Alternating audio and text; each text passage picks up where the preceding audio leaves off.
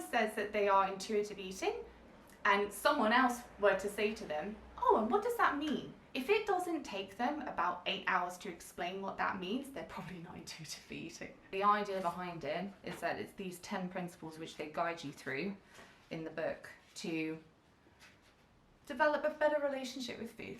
Reject the diet mentality, honour your hunger, make peace with food, challenge the food police, feel your fullness, discover the satisfaction factor, cope with your feelings without using food, respect your body, exercise and feel the difference, and honour your health with gentle nutrition. It could be harmful to someone with disordered eating to try to eat intuitively if they don't know what that means. When people reference intuitive eating, they're often not referencing the principles in here, in the book, the 10 principles, and they know all the ins and outs of the principles and it makes sense to them. They're often not referencing that, and at least when I'm speaking with them, they're referencing things like I'm following my appetite cues, or I'm not eating processed foods, or I'm trying not to eat late at night, or I'm just trying to eat everything in moderation. They're referencing little parts potentially of intuitive eating, but not the whole picture. And when it comes to eating intuitively, as you might see someone do, right? They're just intuitive eating, they're just naturally imbalanced. That really, in my experience, takes an understanding of all of the ins and outs of it. You have to understand the nuances. You don't just have to understand the nuances, but you have to understand the nuances for you as a person. Because if you don't, then, and you struggle with disordered eating, then you're at such a risk of just turning it all into a long list of rules to make sense of it.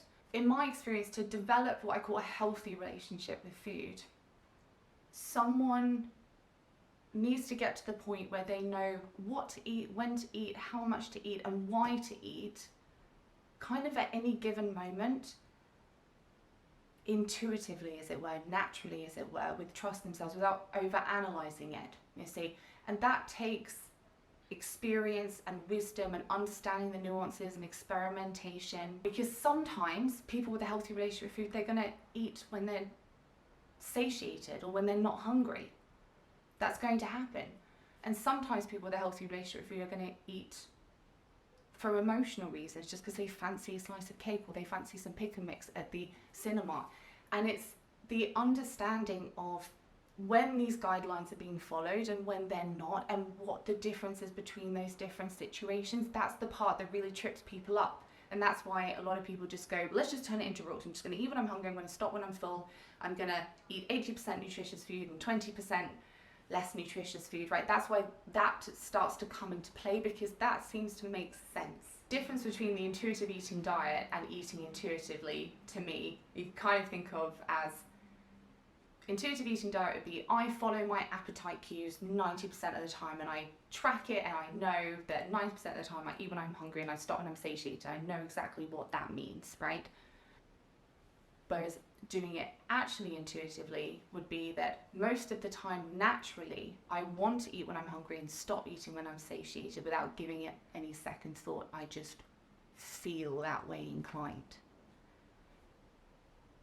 Two different things.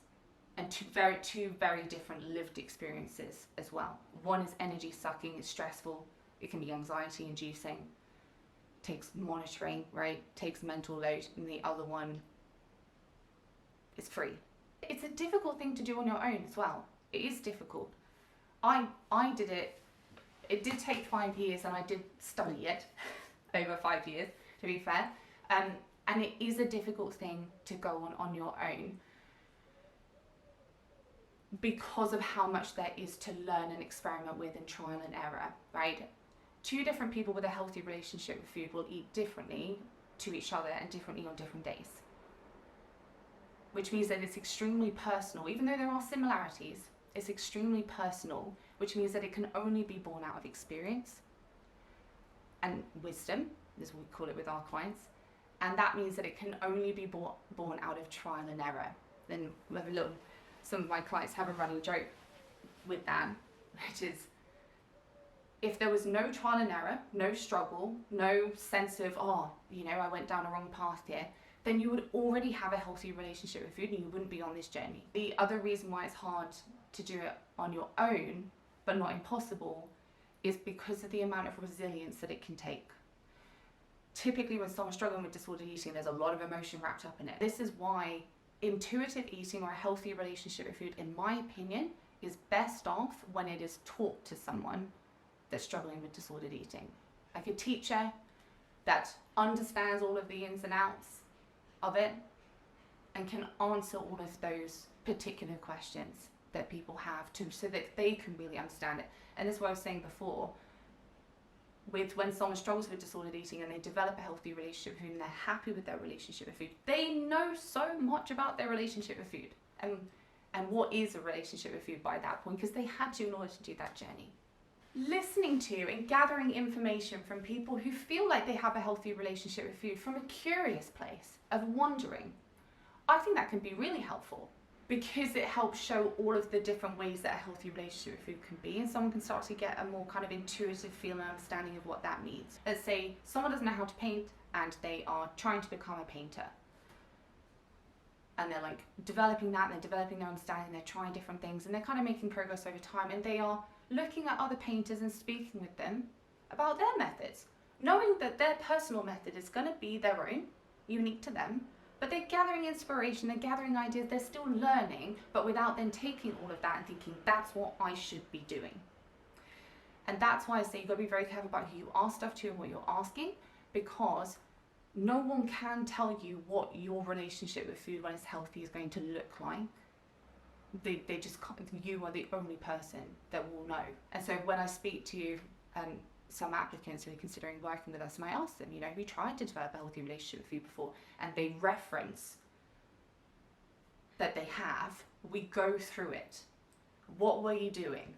We got to look at what you were doing and what was probably not working about that.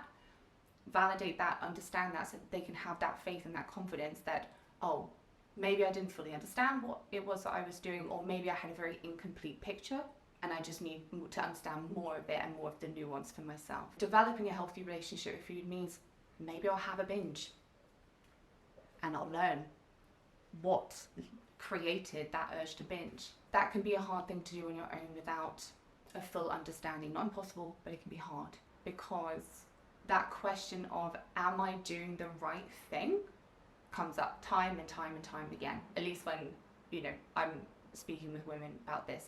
That's the main question. Am I doing the right thing? If someone was only able to do the self-caring thing in any particular moment in life, they were only able to do that, you see how that naturally just gets rid of all possible rules. If you were to just go out and do the self-caring thing every single moment of every single day, you're going to very quickly find out that it's completely context dependent. You're going to start wondering, what does self-care mean in this situation? Dependent on the context. At the end of the day, if someone were only able to act from a place of self-care at any given moment, they would basically have a healthy relationship with food, in my opinion. It's figuring out how to do that and make it come naturally to you. It's kind of a good enough summary. And that's why no one else can come along and tell you that's not self-caring thing to do in that moment. It's like, well, who are you to tell me that? You don't know. You don't know what I'm weighing up inside of my mind.